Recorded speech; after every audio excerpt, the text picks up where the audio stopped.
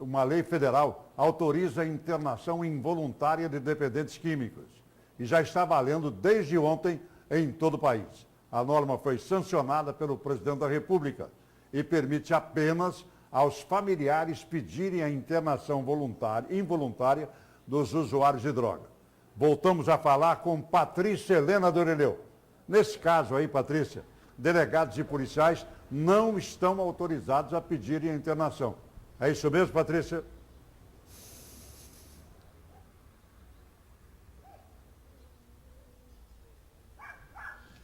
Isso mesmo, Edivaldo. Bom dia mais uma vez para você e a quem nos acompanha. Quem pode aí fazer essa solicitação, pedir a internação compulsória do usuário de drogas é o familiar ou o responsável legal por essa pessoa, né, por esse dependente químico. Bom, esse é um assunto que tem gerado muita discussão, né, no país todo. A Organização Mundial da Saúde mesmo se posicionou dizendo que não recomenda esse tipo de prática nos países, né, que não é uma prática recomendada do ponto de vista da OMS.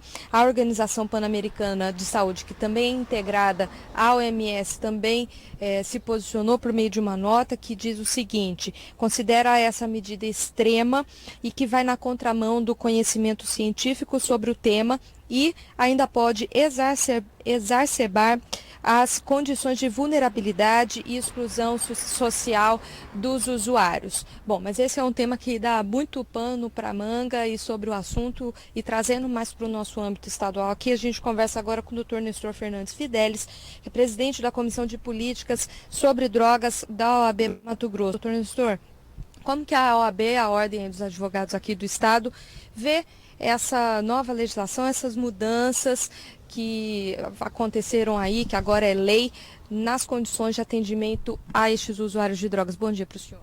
Bom dia, Edivaldo, amigos. A OAB vem com bons olhos, porque essa lei é resultado de um trabalho de pessoas que lidam na área, na prática. O projeto de lei, que é lá de 2010, tem como autor aquele que hoje é o ministro da Cidadania, que é o ministro Osmar Terra. Então a gente percebe que existe realmente avanços consideráveis, e essa questão da internação, seja compulsória, voluntária ou involuntária, ela só deve existir em último caso. Então o que a OMS está dizendo tem toda a razão. É uma medida extrema para casos extremos.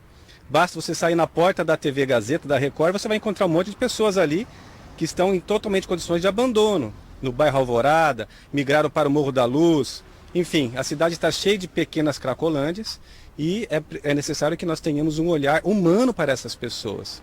Então existe realmente a internação voluntária, quando a pessoa busca, e isso é raro, mas existe, quando a pessoa busca uma internação em uma unidade de saúde. Existe também a internação involuntária, que você acabou de ler agora há pouco, que diz justamente que naqueles casos em que a pessoa ela não vai por vontade própria, mas ela fica em 90 dias apenas para desintoxicação. Aí daí por diante vai fazer um outro encaminhamento. Mas a novidade que é muito interessante nessa lei é que ela reconhece pela primeira vez as comunidades terapêuticas como integrante do sistema da Política Nacional sobre Drogas. As comunidades terapêuticas existem há mais de 50 anos no Brasil, mantidas por ONGs, mas sobretudo por instituições religiosas. E elas fazem não internação, elas fazem o acolhimento de pessoas que voluntariamente vão para lá, para conviver com seus pares, para ter um convívio mais saudável, sempre na busca da reinserção social. É muito importante que essas comunidades terapêuticas elas façam um trabalho respeitando a religião de quem ali vai ser acolhido. Não deve impor o seu modo de religião. Mas é muito importante também, e nós temos conversado na OAB, chamado pessoas para reuniões técnicas, chamado a Federação das Comunidades Terapêuticas, nós temos conversado com narcóticos anônimos, alcoólicos anônimos, mas também com aquelas pessoas que fazem as políticas de prevenção, e são sobretudo políticas da Polícia Civil e da Polícia Militar, o PROERD, o de Cara Limpa contra as drogas, enfim. É necessário que todos trabalhemos em conjunto, em rede, porque esta causa não tem dono. Todos nós somos afetados, direto ou indiretamente, pelo mal das drogas. E a comunidade terapêutica hoje é reconhecida e pode, inclusive, receber recursos do governo federal e do estadual ou dos municípios também. O senhor comentou no início da fala que essa é uma medida extrema, que é a última medida. Mas qual que é esse limite? Como que esse familiar, como que a gente vai saber que essa foi de fato a última medida e não a primeira? Qual o limite? Primeira medida são as políticas de prevenção, que começa na família, na convivência. Isso é fundamental. Razão pela qual nós vemos com pesar que a lei, agora a lei que foi ontem ainda publicada, quando passou pela Câmara dos Deputados, não agora no Senado, mas em 2013, tiraram da lei um aspecto muito importante, um dispositivo que proibia propaganda de bebida alcoólica na TV e no rádio, porque essas propagandas são destinadas a crianças, a jovens, que são o alvo principal daqueles que fabricam essa droga, que é lícita, mas é a droga que mais mata, que provoca mortes no trânsito, destruição das famílias, nós sabemos de tudo isso. Mas a questão da internação, ela vai ser extrema porque é naquela situação em que a pessoa não responde por si mais. Não é aquela pessoa que está furtando coisas de casa para vender na rua, não é nesse caso. É naquele que está totalmente abandonado e somente acontecerá essa internação involuntária mediante um laudo científico que é um médico que vai dar.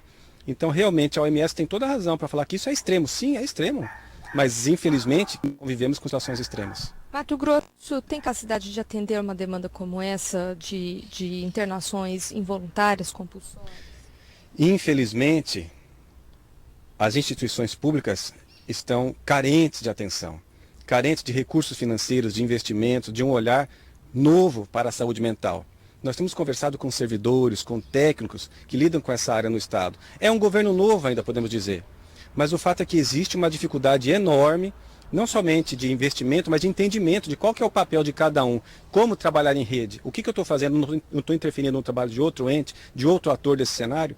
É necessário, portanto, chamar todos para um diálogo e trabalhar em conjunto. Por isso também dá uma orientação para quem tem dinheiro para pagar essas internações. Né? Exatamente. Por isso, hoje em dia, já tem os editais que os governos estão lançando, editais do governo federal, dos estados também. Como aqui em Mato Grosso, nós já realizamos isso no passado, em governos anteriores, contratando vagas para acolhimento. Tudo isso é necessário. Como também é necessário orientar aquela comunidade terapêutica que queira se regularizar e dar um tratamento humanizado, não fazendo trabalhos forçados de forma alguma, que nós sabemos que infelizmente existem algumas situações irregulares, não fechamos os olhos a isso, mas somos parceiros da Federação das Comunidades, daquelas comunidades que queiram fazer um bom trabalho e nós da OAB estamos ali para ajudar juridicamente. Muito obrigada, doutor Nestor Fidelis, pela participação e pelas informações, pela entrevista. Bom, Edivaldo, é isso, esse assunto vai render muito. O doutor Nestor tocou nesse ponto das comunidades terapêuticas. A gente conhece alguns dos trabalhos que são feitos aqui em Cuiabá, em Várzea Grande. Bom, agora é ver o que vai dar, né? Quais serão os frutos dessa lei que já está valendo. Eu volto com você no estúdio. Agora sim, um bom final de semana.